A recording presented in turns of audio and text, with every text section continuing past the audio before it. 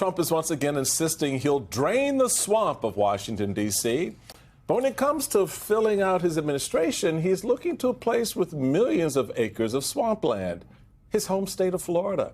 Trump has already enlisted former Florida Attorney General Pam Bondi to serve as the head of his Justice Department, Congressman Matt Waltz as National Security Advisor, and Senator Marco Rubio for Secretary of State.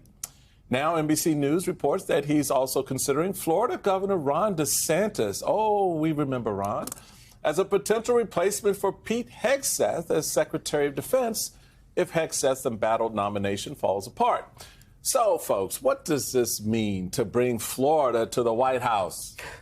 Well, to help us answer that question is Press Secretary for the Human Rights Campaign, Brandon Wolf. Welcome, Brandon. Thank you. Good to be here. Give whichever producer did all of that swamp talk I love a the Pulitzer. swamp talk. Great work. Phenomenal. It was beautifully done. It was chef's kiss. Okay, I wanted to have this conversation, and I specifically wanted to have it with you because part of my concern with these nominees is that the Overton window is shifting, right? Yeah. That you look at someone like Matt Gaetz, Matt Gaetz' nomination falls apart.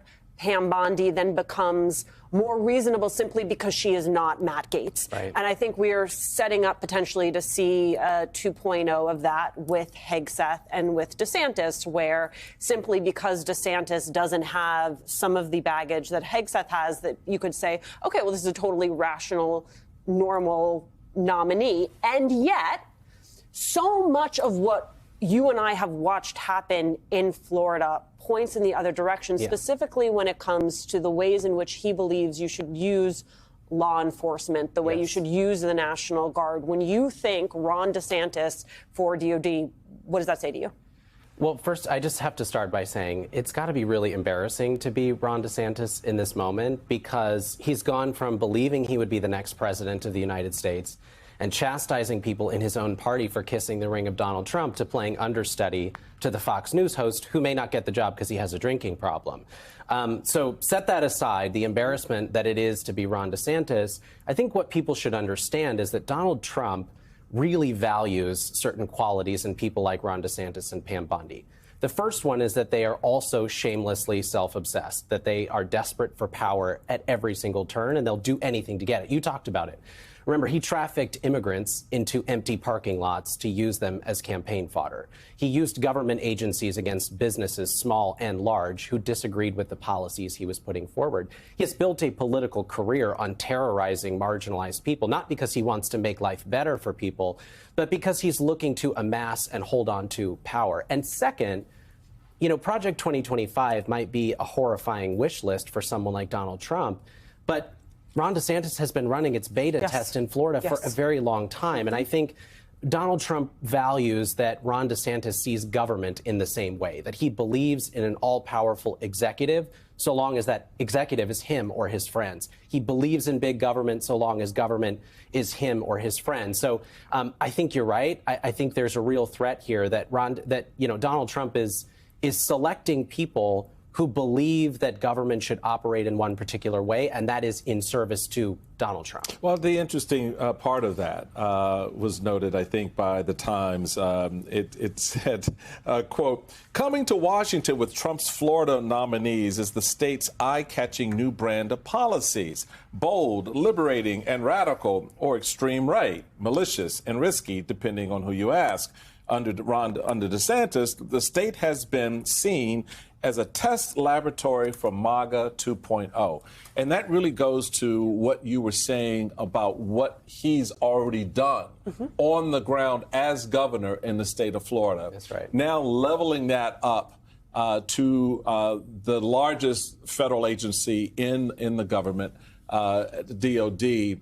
What should the folks at DOD be concerned about? Well, I think service members deserve better, Americans deserve better than a self-serving bully sitting behind that desk making decisions that are all about his personal ambition. People should not be fooled by how the Republican primary played out, right? Ron DeSantis may have been knocked down. He may have been exposed as a deeply weird and sometimes unserious person. But he has not given up his ambition to be president of the United States. And for him, that position is all about giving him access to power, putting him at, the table where decisions are made, aligning himself so that he can be the heir apparent to the MAGA fortune. And I think that people at the Department of Defense should be concerned that that is the lens through which he sees everything. He would be willing, for instance, to carry out Donald Trump's promise to kick trans folks out of the military if he thinks that serves him. He would be willing to, uproot all of these programs we put in place to make sure that the military reflects the diverse, the best, the brightest among all of us. He would uproot all of that if he thought that it served him politically. That is not the role of the defense secretary. That role is about protecting Americans. It's about putting the Constitution first. And I think people should be really concerned that he would be putting himself first at every turn. I wanted you to sit at the table today, both because I knew that we wanted to talk DeSantis in Florida, but also because I want to talk about what happened at the Supreme Court this week and the implications it has, even for those of us who don't identify as trans. This from Vox.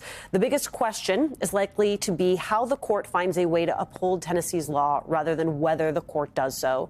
And it seems fairly likely that the court's opinion could fundamentally alter the rules governing sex discrimination by the government. How are you breaking this case down for someone who hasn't been following it? Well, first, the Tennessee law is about a fundamental question, whether or not people have the right, should have the freedom to make healthcare decisions for their own families. In Tennessee, in Florida, and other states like that, politicians have put themselves between families and their kids' pediatricians.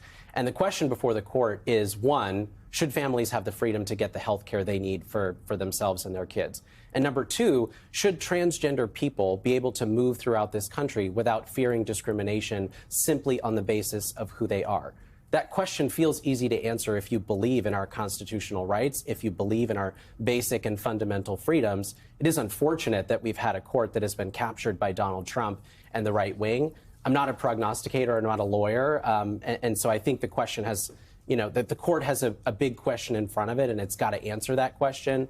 But I think if they're serious about protecting the constitutional rights of Americans, if they're serious about protecting our fundamental freedoms, then they will side with families, they will side with transgender people and say that, yes, trans people are deserving of dignity, respect, and should be free from discrimination. But you heard the arguments. That's not where this is headed. Again, I'm not a prognosticator, so I don't want to pretend to be an attorney on TV. But I think that Tennessee struggled to make the case that their law is not about discrimination. I think they could not square that circle. It was clear from their own arguments that they believe this law to be about discrimination on the basis of sex.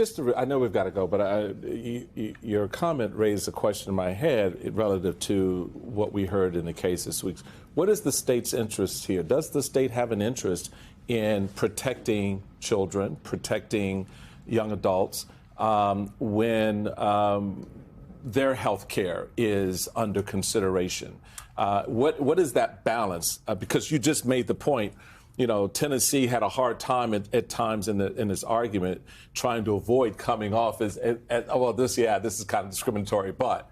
Right. But there is that fine line here that I think the court also has to consider. Just real quick, your thoughts on that. I know you're not a lawyer, and I'm not trying to put you in that position, but someone who's following this, you do have that other side of the coin that some folks. And it's where you saw Amy Coney Barrett sort of saying perhaps a medical carve-out. Right. Well, and so here's the struggle that I have with that, is that every major medical organization in this country says that gender-affirming care for trans young people is life-saving, it's medically necessary.